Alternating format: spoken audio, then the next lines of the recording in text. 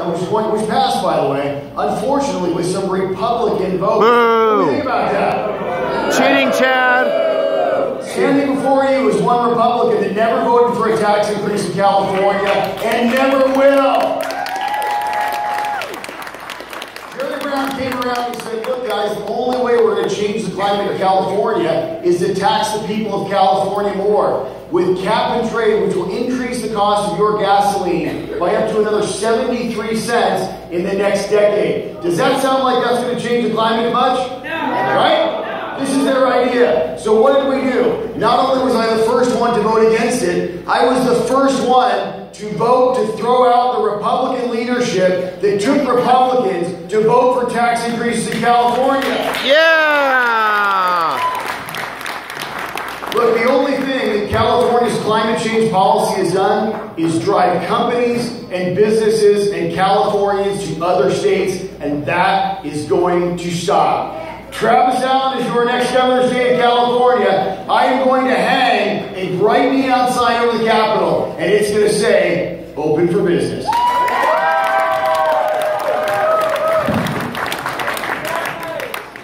Illegal immigration. Yes. You guys mentioned the cap and trade tax. And one of our local assembly member, Mark Steingold, who we unfortunately supported in his previous election efforts, was one of the cap and traders. So was Chad Bays over in District 42. Our group will not support either one again. What would you advise Republican voters in terms of how to deal with the cap and traders? Should they hold their noses and vote for them as maybe better than the Democrat, or should we draw the line and say that's not a question. Too far and we cannot support you? 1 minute each. That's not a question. I've been a conservative activist, as I said, a long time. I'm the only candidate up on this stage who was endorsed by the Pro-Life Council. I'm a life member of the NRA, but I'm also a longtime friend of Grover Norquist at the Americans for Tax Reform, and I signed his tax pledge. Grover has a nice story about the rat head in the bottle. Have you ever heard of that? Any Republican who votes for a tax increase is basically like Coca-Cola having a rat head in the bottle. You're never going to buy another Coca-Cola ever again if you find a rat head in the bottle, are you? You need to stand up and you need to say, we're not going to vote for tax increases. We are the party that does not pick at the pockets of our voters. And when I'm governor, that will always be the case. And I will absolutely talk like that in front of any Republican who thinks that they're going to raise taxes. I want you to also know that I put my money where my mouth is. I put a lot of money into the constitutional amendment to repeal the gas tax. It's not a statutory repeal, as Travis did. It's a constitutional repeal, so that tax can never be instituted again. Thank you. Thank you.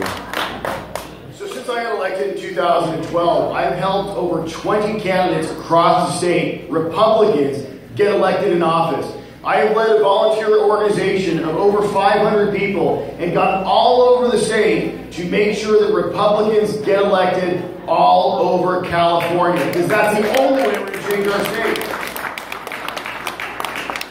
Yeah, but we got a problem, right? What happens when we elect a great Republican and they do something that's not so great? What happens when these Republicans go to Sacramento and they want to cut deals with all the special interests, and then we say, wait a second, what's the difference between you and that Democrat? I will tell you this, Republicans must be held accountable for their votes, simply put. But if we're going to throw out a Republican, you better have another Republican right there behind him in line. Because as bad as those votes were, I will tell you the Democrats are against you 99% of the time. So if any of these guys get thrown out, we better have excellent candidates in their place, because we better have more Republicans in South Carolina. I'm moving to Judy, but please find us somebody to run in 80-40 as Mark Steindorf. Please. Judy. Yes. I just turned 70. Oh. And I recently lost my husband. I'm now on a fixed income, and it's going to barely cover my expenses. Now, unelected bureaucrats have decided that they want to add a gas tax on top of cap and trade, And we've been saddled with SB 231, which is the ring sewer tax, which is going to affect each parcel in the state of California to the tune of $800 to $1,800 additional tax every year. Now, I can't afford that. I moved to Texas. When I turned 62, my property taxes will be automatically frozen, and I won't have to pay any more until the day I die or sell the house. So, would you support legislation here in California freezing taxes, property taxes, for seniors at 62 years and above? God. You need to ask something. I agree with that, Judy, and I'll go you one more because I have called for a change to Proposition 13 that allows seniors to take that Proposition 13 valuation assessment and move it to a new property. You know, the Democrats have made this state virtually unaffordable for us. And why? Because they've driven up the cost of housing, right? And seniors who have been in their house for a long time aren't selling. So the prices stay high. So what we've got to do is we've got to make it so that they can take that Proposition 13 assessment. But I'm telling you, Gavin Newsom and the cronies in Sacramento, they don't want that. They want the split roll. They want more tax revenues. Yep. Why? Because California doesn't have a taxing problem. It has a spending problem. And I'm like Mike Ditka said about George Hallis, I throw around nickels like manhole covers.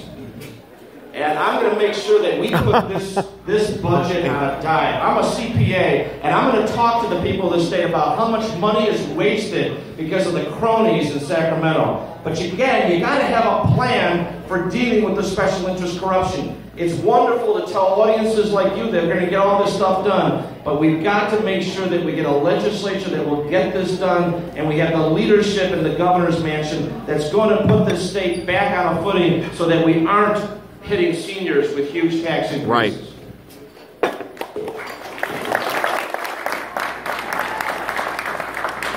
This race for governor is going to pit me against Gavin Newsom. Gavin Newsom supports every tax increase you've ever seen. Gavin Newsom wants to attack Prop 13, not going to keep it. He's going to want to attack it. He's going to want to raise your property taxes. He'll start with the commercial guys and the people that have a second home, but you better believe that sooner or later it's going to come to you and your house. Whether you're a young person, a millennial that can't afford a home, whether you're over 60 years old and on a fixed income, they are coming for your money because Sacramento has never seen a tax that it doesn't like. The Democrats never have enough money because if only you would send them just a couple more dollars, they would finally solve all of the problems in California. Right? So the bottom line is this. We don't need tax cuts just for one group or another group. We need tax cuts for every Californian. Thank you. One of the biggest problems in California today is the high cost of living. The high cost of living is a direct result of all of these taxes and all of these fees. The Democrats just last year wanted to tackle affordable housing. How did they do that? By tacking on yet another fee of $75 on every single real estate transaction that you do for every piece of paperwork that you file. This is their answer to everything. We need tax cuts in California. They must be across the board so every California benefits. Every California needs to have a place that they can live, work, raise their family, and retire in what should be and will be once again the greatest state in the nation.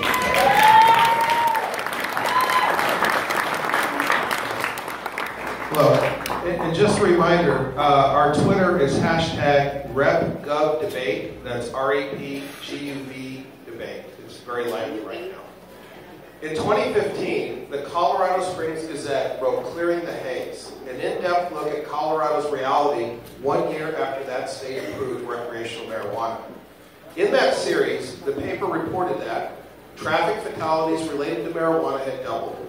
The black market for marijuana had increased. Increase? Colorado received less than 1/3 of the $100 million expected in tax revenue I didn't for know that. marijuana treatment programs. Drug-related violations hit an all-time high in Colorado high schools. Infant poisonings from marijuana-infected edibles and breast milk had caused more children to be admitted to Colorado Springs area hospitals with marijuana poisoning, and some of those children are even in cardiac arrest. Those are just some of the many findings from the Colorado Springs Gazette. Now that California voters has approved Prop 64, as governor, what would you do to ensure that California's experience with marijuana does not replicate Colorado's reality with marijuana? That is a great question. How about we enforce federal law? Is that a good place to start?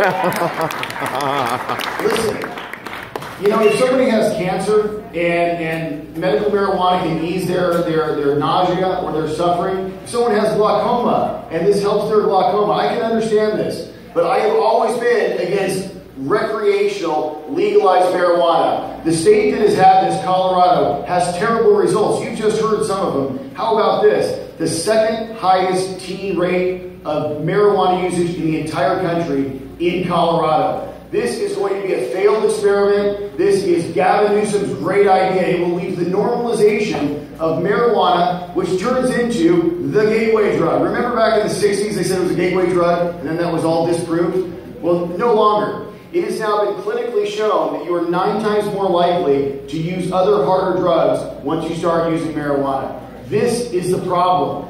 Medical marijuana might be acceptable, but recreational marijuana, where people are literally coming to California like it's Amsterdam, will only have terrible consequences for us, for our families, for our communities. It won't lessen crime. All of this money they want to use, this tax revenue, it won't come in because the black market still explodes because the tax on this is over 20%. Exactly. And then, of course, what's going to happen? More Californians start using more drugs. And you know where else it goes. By the way, the other candidate in this race, he didn't vote for Donald Trump. He voted for a guy called Gary Johnson. Gary Johnson supports legalized drugs.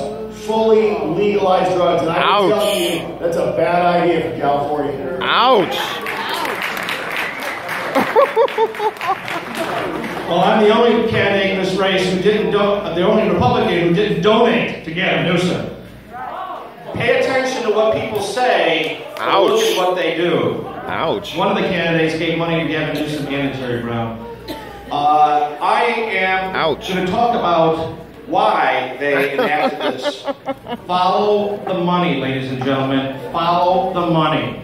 The marijuana industry is a huge supporter of Gavin Newsom. Make no mistake about it. Of course. And that's the problem here. And of course, they sold it to the people of the state, claiming that it was all about just decriminalizing minor amounts of usage.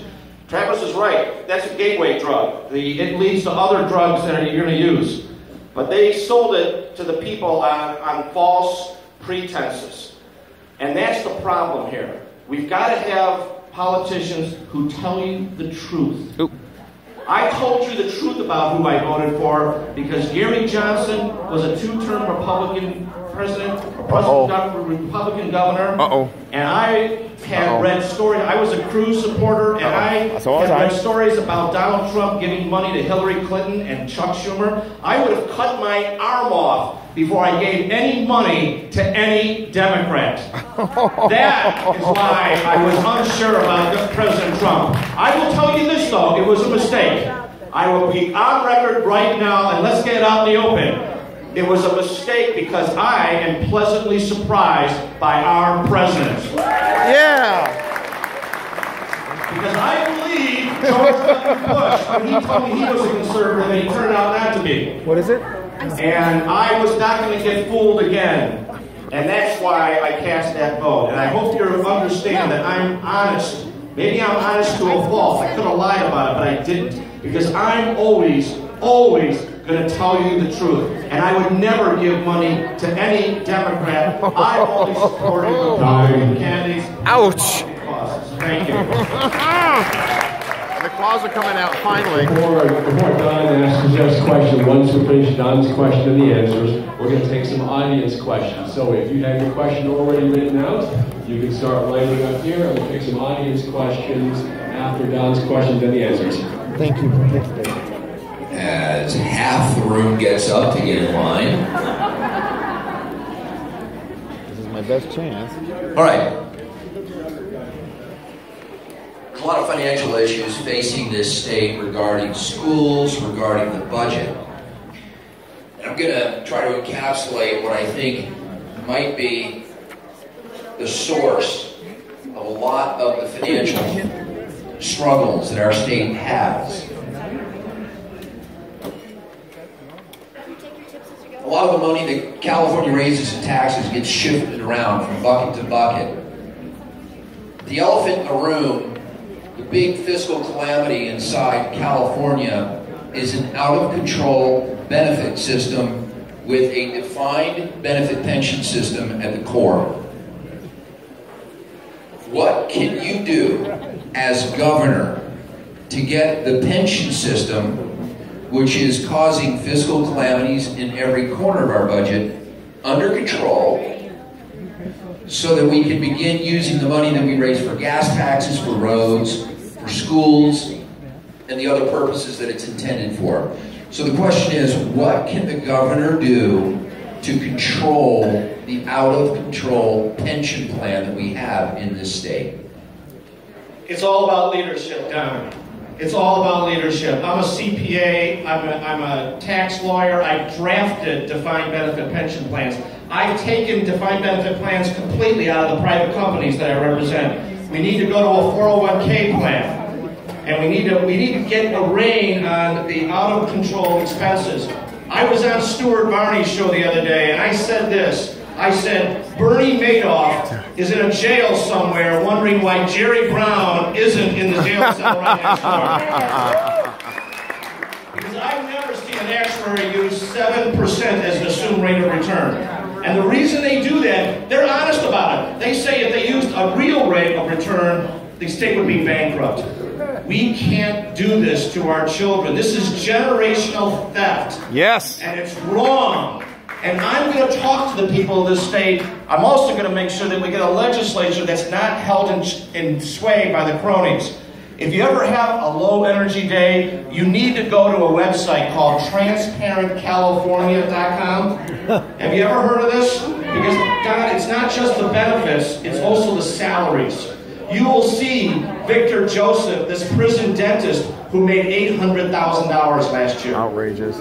You'll see prison psychiatrists making $500,000, dozens of them. Nurses and firefighters, we love them, but they're being mismanaged. They're putting in hundreds of thousands of dollars worth of overtime. What we need is what 19 states have right now around the country. You know what they have? They have an experienced businessman as the governor. 19 states, including states like Maryland, Massachusetts, and Michigan. I know you all love what is set up here, but you got to understand you need to have a business person who has experience building, who has experience setting goals and meeting them and holding people accountable. That's what I will do as your governor. Thank you.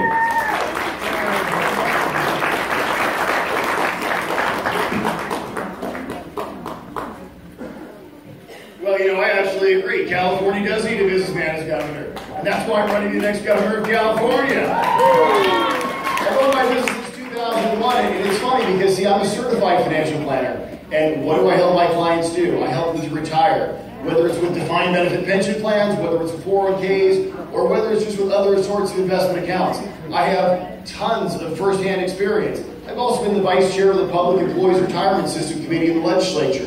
And what I have seen firsthand is that CalPERS is funded at less than 70 cents on the dollar. This is a ticking time bomb. If you take a look at the pension plans across California, they don't have enough money in them. And the problem is that the workers of California who have been promised these benefits, who have actually contracted for these benefits, who have these benefits as their legal right, are being lied to by their union bosses. Just last year, I introduced legislation that for any state worker, when you get your annual benefits summary that shows how much you get at retirement, the very next line would have to show you how much of that is actually funded. So if it says you get $4,000 for retirement, how much money is actually in the plan to pay that benefit? Oh yeah, and by the way, you want to hear another great deal? If you work for the state of California for 20 years, you get free medical for life. Name one private company that does that. Why do government workers in California make 50% more than private sector workers? The old social contract was work for the government, get a safe job and good benefits, but you get paid a bit less. Now that's been turned on its head and is absolutely backward. It starts with telling the truth to the people of California. It starts with telling the truth to the workers of California. There are tons of great people that work for our state, but we all know there is a ton of waste, and that waste must be cut out. We must get serious about this. We have to make sure that California is funded, because otherwise we will go bankrupt, and that's why you need a financial business owner. Yes!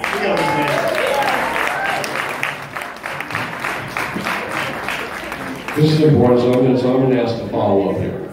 We all agree, we all recognize the pension problem. More than $1 trillion of unfunded liabilities, tax increases are really pension increases. And 60% of the increase in education has happened in this last 6 years. Most of that money is going into pensions, not into improving education. What neither of you have suggested is any way to change the dynamics of the negotiation between the government employee unions, which have the ability in many cases to get the employer, the mayor, the county supervisor, the state legislators fired if they don't agree to their demands. Back in the private sector, if the union could go get the company president fired if he didn't agree to their demands, we'd have the same type of situation. Do either of you have a plan, an idea of how to change the dynamics of the government employee union versus the government negotiations? And I'll throw in my idea is an initiative that would require voter approval of government employee union contracts. Well, as you know, Greg, I put 100,000 hours into Proposition 32, and I went around giving speeches. I endorsed the concept of lessening the power of the unions, but you know what? They are very good, and they have tons of money at defeating initiatives like that. But it's actually not enough just to go after the pensions. We have to go after the regulations. We have to go after the outrageous salaries. We have to go after the waste and the inefficiency in the schools. You know, ladies and gentlemen, our children are the most important resource we have. Right now, our schools are held in sway by the teachers' unions. Why do we have tenure? I don't have tenure. We need to have school choice for every one of our parents. But we will not have it as long as we have this state legislature. As you know, we filed 800,000 signatures for the neighborhood legislature. You need to look at this because we need to have a way of getting the corrupt and the cronies out of power, or all this other discussion is just hot air. Remember John F. Kennedy? Right? What was John F. Kennedy's big contribution to the United States? How about unionization of government workers?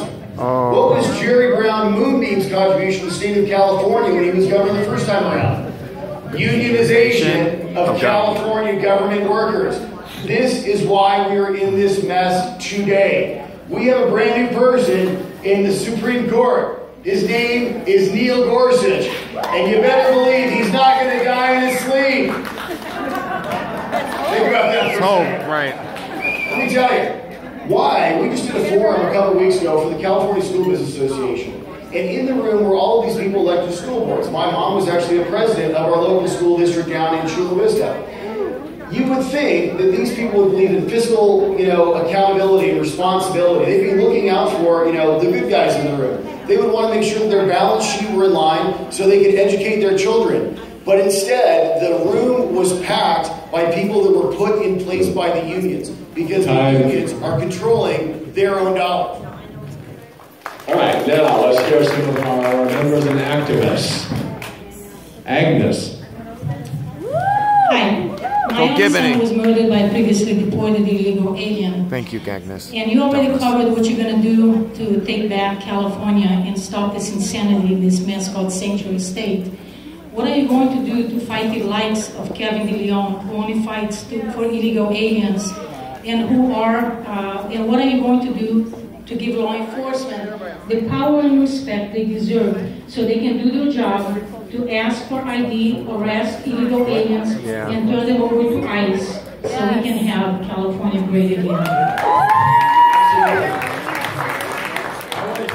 He's a phenomenal individual. Agnes came up to Sacramento with me just last year on my bill to defund sanctuary cities. Agnes has been through amazing personal tragedy. She is a wonderful person. I want everyone to come up at the end of this and shake her hand, take a picture with her. Her son was killed in a driveway by someone who never should have been in this country in the first place. Thank you, Agnes, for everything you've done. Listen, Tony Villar, right, also known as Antonio Villaraigosa. Oh, I'm sorry, wait. I'm mixing here. Kevin DeLeon has already said that over half of his family is here illegally, or came here illegally. Deport them all. The governor of California has the ability to empower our law enforcement to do their job, to cooperate with ICE, to make sure that if people are coming into our jails because they have committed crimes, that they get reported to the federal authorities so ICE can come in and do their job and make sure that our communities are safe. There is no reason why our taxpayer dollars should be sheltering criminals who are committing crimes while in our state illegally. Man, I can't begin to express my sympathies for you. I mean, I've had clients that have lost children. That's the worst thing you can do is to bury a child, and I'm so in sympathy with you.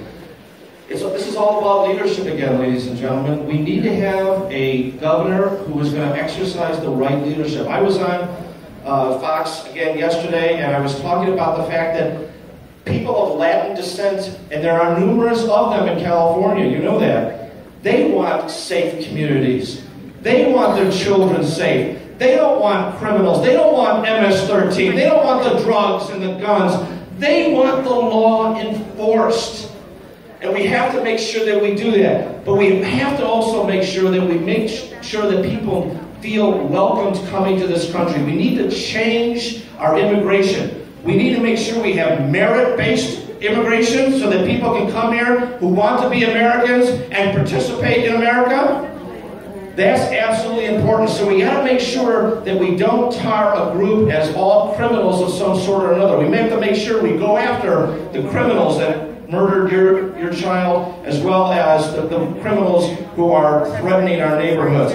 But we also have to make sure that we communicate to the people that we are a welcoming nation and we want to have an immigration policy that makes sense, that brings in people who will add to us and won't subtract and won't murder our children. Thank you. Thank you. I would like to know, who do you think the scariest Democratic governor candidate running is, and who might have a chance of getting a nomination, and why, and how you can beat them? It's going to be Gavin Newsom. Listen, let's be clear. The person that is going to be picked by the Democrats is Gavin Newsom. Gavin Newsom is to the left of Bernie Sanders. Gavin Newsom wants a single-payer healthcare system in California that would bankrupt the state in the first 6 months. This would mean that you would have to go to the DMV to see your doctor, or the equivalent of the Veterans Administration. I don't know about you, but I want to keep my doctor. What do you say? Yes. Gavin Newsom is the mayor that wants sanctuary cities. He wants open borders just like Gary Johnson does. Oh, ouch. Everything that Californians don't want. But don't forget, Gavin's tall, Gavin's good looking, Gavin's smooth, but Gavin's wrong on every single major issue for Californians. We need a candidate running against Gavin Newsom that can stand on that stage and beat him point for point. We need someone who has the energy, the fire, that understands California's issues, that has lived here his entire life and born right in our state, that will beat Gavin Newsom to become our next governor. There's only one person in the race that can do that. Well, it is Gavin Gavin Newsom, and why? Because he's used to telling audiences what they want to hear, not what they need to hear, what they want to hear, and pandering. And I would never give him a contribution because he's the worst kind of politician. He's a panderer and a shapeshifter and a liar. He's a political chameleon, but he's good. He may be a surfer for all I know. You know? And he's talented and he speaks well, and that's going to be tough. I'll tell you what. I talked to Rick Snyder. Anybody know who Rick Snyder is? Rick Snyder is the governor of Michigan, a very blue state, right? Not anymore. He's a CPA and an attorney like me. He's a venture capitalist, a real estate investor like me. I talked to him. It was like we were looking in a mirror. And what he said is that he ran as a nerd.